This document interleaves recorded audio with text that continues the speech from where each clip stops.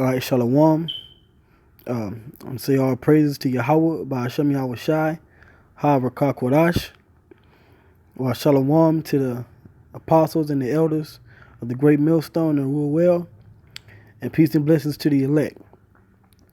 Today I'm going to do a lesson dealing with Jacob and Esau. Were they identical or fraternal twins? All right. Because you got a lot of misconceptions, especially when you deal with scripture, and understanding on who Jacob was, who Esau was, and what did they look like, and everything surrounding their birth, because it's these two nations, it's these two people here.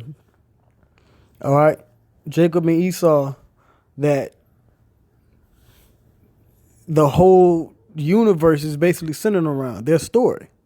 All right, the power, the power of rulership in the earth is centered around Jacob and Esau. Everything that's going on today is centered around Jacob and Esau, their story, their struggle, from the time they was born to the time their descendants began to multiply in the earth in their story. All right. Like I said, there's a big misconception on Jacob and Esau, their birth and who they are and what they look like. Because you got these Christians such as E.J. Love, all right,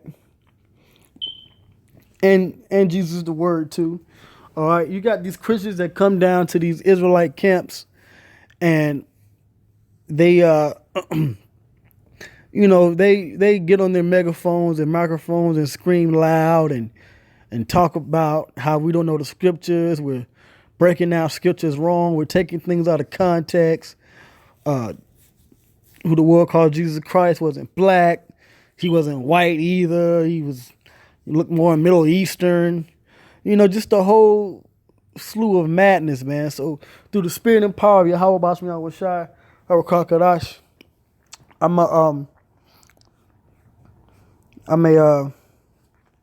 going to edify on this. All right? Because Jacob looked totally different from Esau, and Esau looked totally different from Jacob. All right? So I'm going to go into the scriptures here, and let's go into the birth. This is Genesis 25, and I'm going to start at verse 21. It says, "And Isaac entreated the Lord for his wife, because she was barren. And the Lord was entreated of him, and Rebekah his wife conceived." So Rebekah was barren. She couldn't get pregnant. So Isaac went to the prophets, all right, and prayed to the Lord, Yahweh, that his woman got pregnant, all right, that Yahweh would send a child into his wife's womb, so he could have an heir, all right. Yes, you had seers back then as well, or prophets, all right, that was inspired by the Most High Yahweh, okay. Verse 22, it says, "And the children struggled together within her." All right, now this is after she got pregnant. "And she said, If it be so, why am I thus? And she went to inquire of the Lord. And the Lord said unto her, Two nations are in thy womb, and two manner of people shall be separated from thy bowels." All right, so you had two babies within the womb of Rebekah. All right. All right, they were to be separated when they were born into two different nations. One was going to be the forefather of one nation or one race of people, and like so with the other baby, okay? And it says, and they had two manner of people. All right, let's see what this word manner means, because you had two different customs, two different spirits within Rebekah's womb. All right, which this word here is Shanayim, And the Hebrew will just means two. All right, two double. All right, so we're looking for the word manner. Doesn't say anything about the actual manner, but the manner of the children, all right, is dealing with their spirits. Okay, one would have the spirit of righteousness, and one would have the spirit of wickedness. All right, it says, two natures are in thy womb, and two manner of people shall be separated from thy bowels, and the one people shall be stronger than the other people, and the elders shall serve the younger. So these are prophecies pertaining to what the two children, or the two boys, and what their descendants would do. All right. It says, and when her days to be delivered were fulfilled, behold, there were twins in her womb. All right. It says, and the first came out red all over, like an hairy garment, and they called his name Esau. And after that came his brother out, and his hand took hold on Esau's heel, and his name was called Jacob. And Isaac was 80 years old when she bare them. All right. So you had one came out red all over and hairy. Now Esau will paint the picture. See if I can get it. Dealing with Jacob and Esau. Matter of fact, let's see, because I chose this picture, but I actually Googled it. Let's see, because Esau will paint the picture that one child, let me see if I can find a good one, that one child was just red and hairy, but he looked like a so-called white man. And the other child looked like a so-called white man, but he wasn't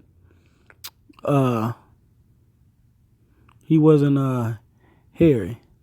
Now there was an image that I had up.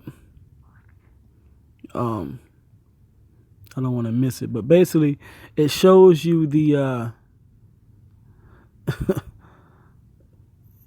right. All right, well, as you can see, this is oh God. This is the image they want to portray. You had Esau that came out hairy, and you had Jacob that came out, looking like a so-called Jew. Amalek was still so-called white person, which is not true. Right now, can there be babies born with hair? Yes, there are people. Many of the people over in India, they are born with a disease where they're very hairy. Okay, they go hair on their face, hair all over their bodies. All right, but this is not the case with these two children here. Okay. All right, because it says the first came out red. So, because these two children here, first of all, they're not white. All right, and no, they're not dark skin or brown skin. They're red. Okay, they're derivative of red. You can see it on their feet. You can see it on their hands. These are Edomites. This is what Esau would look like. All right, and all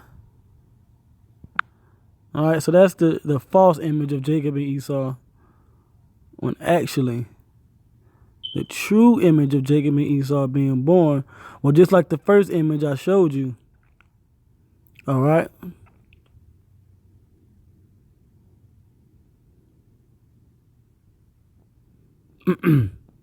But they one was dark skinned and one was here we go, yeah. All right, this is a more accurate depiction of Jacob and Esau when they were born, okay? He was red all over. He was red, okay? Jacob, it doesn't describe his skin because he looked like everyone else on the planet at the time, which was dark skinned. Okay? If you believe the story about how Adam and his people were taken from the earth, all right, the dirt in the earth, the different soil in the earth, you know that the soil in the earth is different shades of brown. So, like I said, this would be a more accurate picture of Jacob on the right and Esau on the left. How convenient is that, by the way? But All right, so let's keep going. This is Genesis 25 and 26. So like verse 27, it says, "And the boys grew, and Esau was a cunning hunter, a man of the field, and Jacob was a plain man, dwelling in tents." All right, so this just goes into the characteristics. We know that so-called white man Esau, all right, this is Esau, so-called white baby, all right, or red baby, all right. They're known for hunting, whether it's bass pro fishing or deer hunting, right, or poaching animals in the African Sahara or the Serengeti over there, to hunting down people to put them in slavery. That's the spirit of Esau. Now Jacob is plain, dwelling in tents. Okay, you know Jacob in the different ghettos and barrios here on this side of the world and in the different parts of America. We stay to our neighborhood. We don't venture too far off. These are just characteristics, okay? But I have an article I want to go into. All right. Like I said, because Esau and Jacob, or Jacob and Esau, are fraternal twins. All right. Yes, Jacob was the so-called black child, so-called black baby, and Esau was a so-called white baby. Right? So it says this is from sciencing.com. It says the differences in fraternal and paternal twins. All right. It says there are generally two types of twins, fraternal and identical. Identical twins are sometimes called paternal or maternal twins, but these are non-scientific terms that simply mean that the twins strongly take after either their mother or their father. Although all twins are born from the same womb, fraternal and identical twins form differently. How are fraternal twins form? Let's see. All right. So it says fraternal or non-identical twins develop when two separate egg cells get fertilized by two separate sperm cells. All right. And that's what we read in the scriptures. All right. We had two nations in the womb with two manner of spirits, because one sperm cell was one spirit and another sperm cell was another spirit. Okay. It says, all right, and it says two separate egg cells as well, because you had two children. All right. It says fraternal twins have different physical characteristics and features because they do not share similar chromosomes. Fraternal twinning, the most typical type, accounts for about 40% of all twin pregnancies. Fraternal twins can be different or the same gender. Scientists also believe that fraternal twinning is a genetic trait. Okay. So they have different characteristics, all right. And I think I had another article. Let's see. Here we go. Okay. All right. Let's go. I'm gonna go back to the scriptures. All right. So I have one article from the Huffington Post. It says twins are very different. Lessons from Jacob and Esau. Right. This is just another article on twins, but this says this is something that we can learn from Jacob and Esau. By Rabbi Jason Miller. Okay. So I'm going to go down. It says, this past Shabbat morning in synagogues around the world, we read about the birth of twin boys to parents Isaac and Rebekah. For the first time, the Torah goes into great detail about childbirth, even describing the babies in utero, right in the uterus, which I just gave the scientific explanation in the previous article, how they actually form. You had two different spirits in one womb, okay? It says these two boys, the first twins of the biblical narrative, emerge as polar opposites. The older Esau was born hairy, while his younger womb mate Jacob was born smooth. And that's in the scriptures as well. All right. So when you go to Genesis, the 27th chapter, in the 11th verse, it says, and Jacob said to Rebekah, his mother, behold, Esau, my brother, is a hairy man. All right. And I am a smooth man. Okay. Let's see what the word smooth is in the Hebrew. Because we look at it one way. Right? And shit, let me see. Yeah, it just means smooth here. This how they have it. All right. And the word for hairy, shayar, hairy, right. So as Esau got right shaggy, as a Hebrew by nature, a fawn, a devil, goat, hairy, kid, rough sailor. Well, we know that that's what the spirit that Esau was given. All right. So let's go to Romans the 9th chapter. From there. And let's get the two spirits of Jacob and Esau. So this is Romans chapter 9.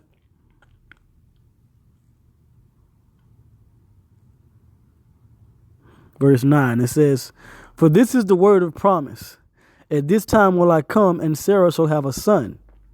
And not only this, but when Rebekah also had conceived by one, even by our father Isaac, right, dealing with Isaac, Rebekah, Jacob, and Esau, for the children being not yet born, neither having done any good or evil, that the purpose of the Most High according to election might stand, meaning who he chose, not of works, but of him that calleth.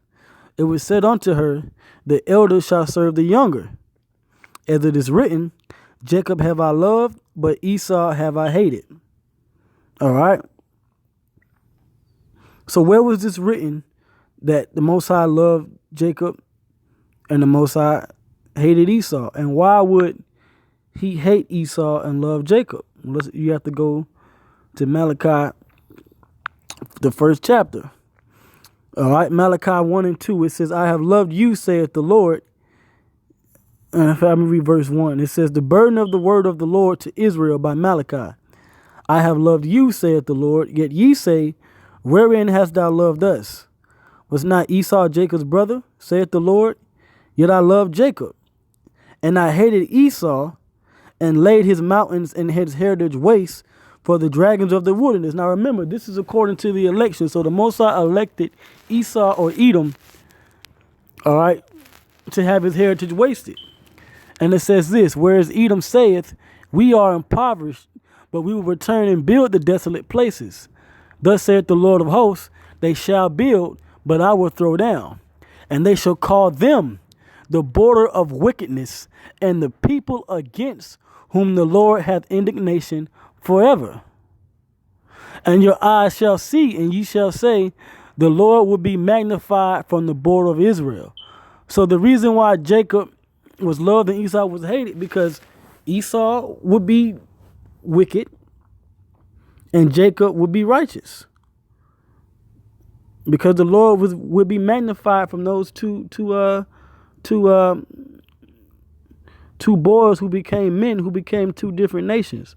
Now, I'm going to go back to this article, and it says this. It says the rabbis in the commentaries about these two interesting characters go to great lengths to show their differences. Because not only did they look different physically, but their spirits were different. Their characteristics were different. Their customs were different. It says they categorized Jacob. Now this is the research of the so-called Jews, Amalek, over there. These different rabbis, they understand the two different spirits and how they were polar opposites. It says they characterized Jacob as a kind, gentle, and studious individual who spent most of his time in the tents of study. While Esau, by contrast, is described as an idler and hunter, a man of violence who lived by his strength and conquest. And that's the spirit of Jacob versus the spirit of the so-called white man. Because Jacob usually stays and they either study to play sports, or they study to go to school, or they study to entertain and make music, or they become great inventors or scholars. But Esau, he goes out in the woods, he hunts. All these things are the characteristics of the so-called white man. All right, the so-called black man stays to himself. The Hispanic man stays to himself. The Native American man, they stay to them people. They deal with family. They stay to their own people. But Esau goes amongst the animals and other people, and he, because the scripture says he's a man of the field, he's a man of the world. All right. So it says, in essence, Esau was a bully of a kid who was rough and tough, while the younger Jacob was a mild-mannered nerd. All right, because Jacob's spirit and heart was inclined to the Most High, learning his ways. It says the rabbis of old even went so far as to create stories about Esau's murdering, idolatrous, and womanizing ways. All right, it says their parents were not fooled by the fact they were twins. Both Isaac and Rebekah knew full well how different their twin boys were. Jacob favored Esau because, which it should be Isaac. Isaac favored Esau because he liked the taste of meat and appreciated that this hunter would provide his supper. Rebekah loved her mama's boy more and was willing to deceive to ensure it was the younger Jacob who became the progenitor, which should be of the Israelites.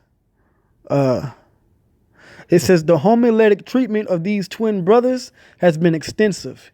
Each character has come to symbolize conflicting dimensions of power and authority. They have been made into archetypes of good and evil, because one was wicked and one was righteous. They both struggled throughout their lives. Jacob struggles with the Most High, while Esau struggles with animals. So too they struggle with each other, beginning in the waters of the womb and continuing by the waters of a river. They also struggle with themselves internally. And that's the main point. But Jacob and Esau were fraternal twins. Okay. All right. They were, Jacob and Esau were fraternal twins. They looked totally different, and their spirits were different. All right. One child was like all the other earth, all the other people on the planet, different shades of brown. One was a paler and more pinkish or reddish person, which is why he was known as also as Edom, which Edom in Hebrew is Adawam, which means red, the color red. Okay. And